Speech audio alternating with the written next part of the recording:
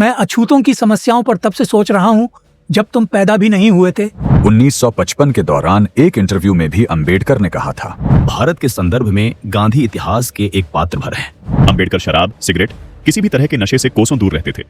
भोजन भी बेहद सादा। मैं बिकने के लिए पैदा नहीं हुआ हूँ।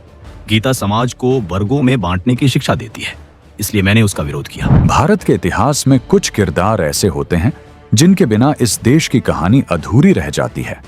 एक ऐसा व्यक्तित्व जिसने न सिर्फ जाति, समाज और राजनीति को नई दिशा दी, बल्कि अपने दम पर उन बेड़ियों को तोड़ दिया जिनकी जकड़न को सदियों से किसी ने चुनौती देने की हिम्मत तक नहीं की थी। यह कहानी उस इंसान की है जिसकी रातें किताबों के बीच गुजरती थीं और दिन न्याय के संघर्षों में। उस शख्स की जिसने अपने विचारों से दुनिया को झकझोर दिया और अपने सिद्धांतों पर एक पल भी समझौता नहीं किया। नमस्कार साथियों, आप देखना शुरू कर चुके हैं कहानियों का भंडार। आज हम खोल रहे हैं इतिहास का वो पन्ना जहां चमकता है एक अद्भुत मस्तिष्क, एक अडिग इच्छा शक्ति और एक ऐसी क्रांति जिसने समाज की दिशा ही बदल दी। हम बात कर रहे हैं डॉक्टर भीमराव अंबेडकर की। एक ऐसा नाम, एक ऐसी यात्रा जो हर बार सुनने पर नई प्रेरणा बन जाती है।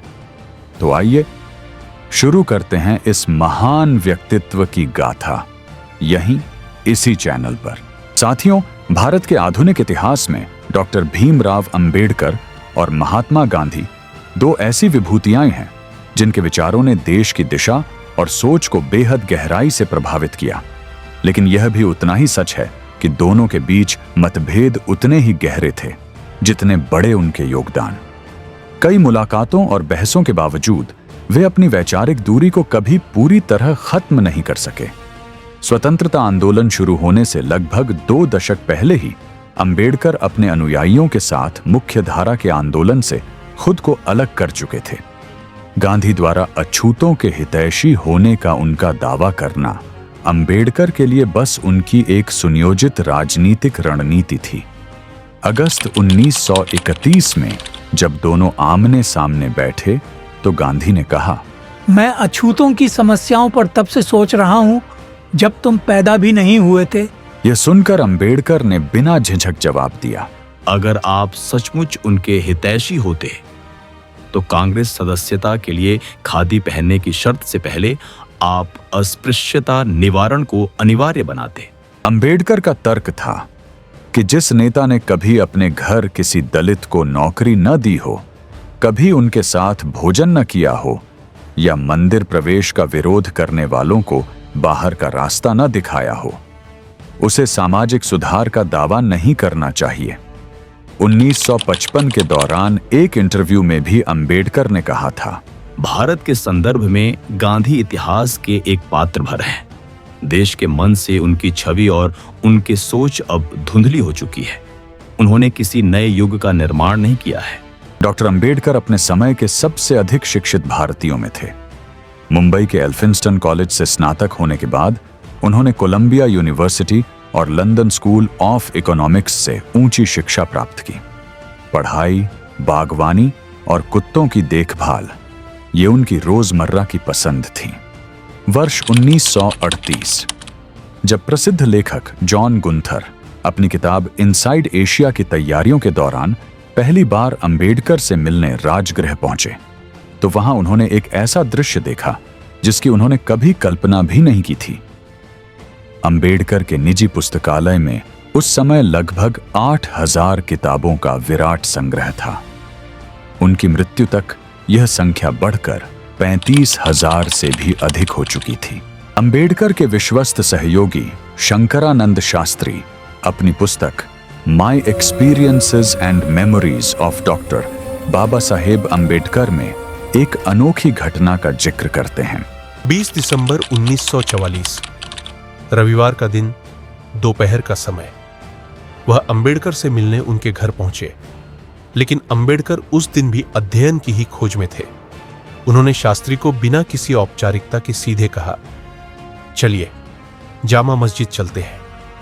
उन दिनों पुरानी किताबें खरीदने का एक बड़ा बाजार हुआ करता था।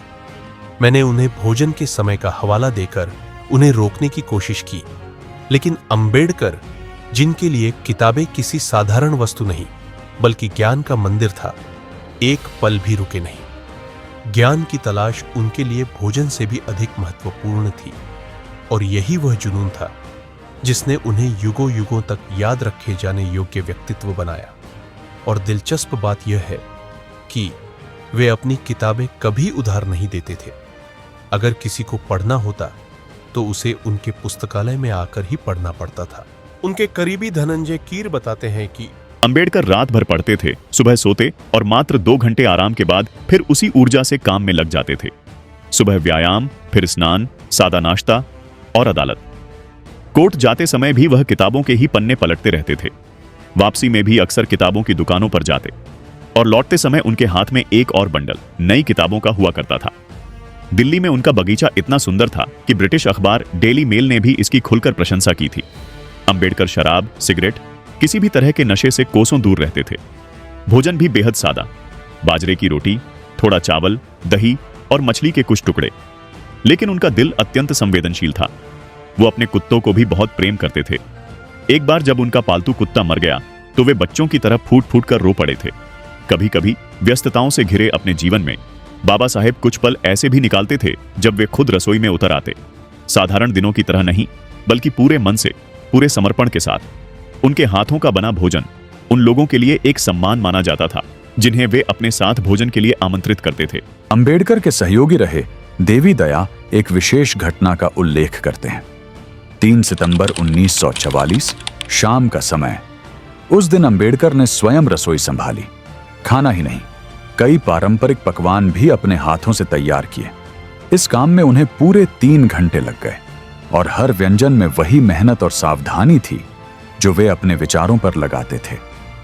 जब भोजन तैयार हुआ तो उन्होंने दक्षिण भारत की अनुसूचित जाति फेडरेशन की प्रमुख श्रीमती मीनाक्षी अम्मई को आमंत्रित किया। वो यह जानकर आश्चर्य में पड़ गईं कि देश की कार्यकारी परिषद में लेबर मेंबर जैसे ऊंचे पद पर बैठे अंबेडकर ने स्वयं अपने हाथों से उनके लिए भोजन बनाया है। उनके घर पर काम करने वाले सुदामा की एक घटना बहुत प्रसिद्ध है। एक रात सुदामा देर से लौटा और सोचा कि अंदर जाने से अंबेडकर के काम में बाधा पड़ेगी। वह दरवाजे के बाहर ही सो गया। जब अंबेडकर बाहर आए और उसे ठंड में सोता पाया तो उन्होंने चुपचाप अपना ओवरकोट उसके ऊपर डाल दिया। 1950 में उद्योगपति घनश्याम दास बिड़ला के बड़े भाई चुग्गल किशोर बिड़ला उनसे मिलने आए। उन्होंने पूछा, आपने भगवद गीता की आलोचना क्यों की? यह तो हिंदुओं की सर्वोच्च धार्मिक पुस्तक है। अंबेडकर ने उतने ही दृढ़ स्वर में जवाब दिया, मैं बिकने के लिए पैदा नहीं हुआ हूं। गीता समाज को वर्गों में बांटने की शिक्षा देती है, इसलिए मैंने उसका विरोध किया। अंबेडकर क्लब के सदस्य थे, लेकिन शायद ही कभी वहां गए हों। अगर कोई उन्हें बाहर भोजन पर बुलाता तो वे विनम्रता से कहते, मैं बेकार की बातों में अपना 1 घंटा भी नहीं गंवा सकता। इससे अच्छा मैं इस समय का उपयोग कई और बेहतर कार्य करने में कर लूंगा। एक बार वे ए टेल ऑफ 2 सिटीज फिल्म देखने गए, लेकिन बीच में ही कोई नया विचार आने के बाद वे तुरंत घर लौटकर उसे लिखने बैठ गए। अपने जीवन के अंतिम दौर में उन्होंने वायलिन सीखना शुरू किया। उनके सचिव नानक चंद रत्तू लिखते हैं, एक बार उन्होंने कमरे में झांक कर देखा कि अंबेडकर आंखें बंद किए, पूरी दुनिया से बेखबर कुर्सी पर बैठे वायलिन बजा रहे थे। घर के सभी लोग यह दृश्य देखकर मंत्रमुग्ध रह गए। अगर यह सच्चाई आपको उतनी ही प्रेरणादायक लगी जितनी हमें इसे लिखते समय महसूस हुई, तो इस यात्रा को यहीं मत छोड़िए, क्योंकि डॉक्टर अंबेडकर का जीवन सिर्फ इतिहास नहीं, एक चलती हुई विचार क्रांति है। अगर आप चाहते हैं कि हम अंबेडकर के जीवन के किसी खास पहलू पर एक अलग एपिसोड बनाएं, जैसे उनकी शिक्षा, उनके संघर्ष, गांधी अंबेडकर बहसें, संविधान निर्माण या उनका व्यक्तिगत जीवन, तो नीचे कमेंट में जरूर बताइए। और हां, अगर आप ऐसी ही अनकही, अनसुनी और रोचक ऐतिहासिक कहानियां सुनना चाहते हैं तो लाइक, शेयर और सब्सक्राइब करना मत भूलें। कहानियों के भंडार में अगली कहानी के साथ फिर मिलेंगे। तब तक याद रखिए, इतिहास सिर्फ पढ़ा नहीं जाता, जिया जाता है।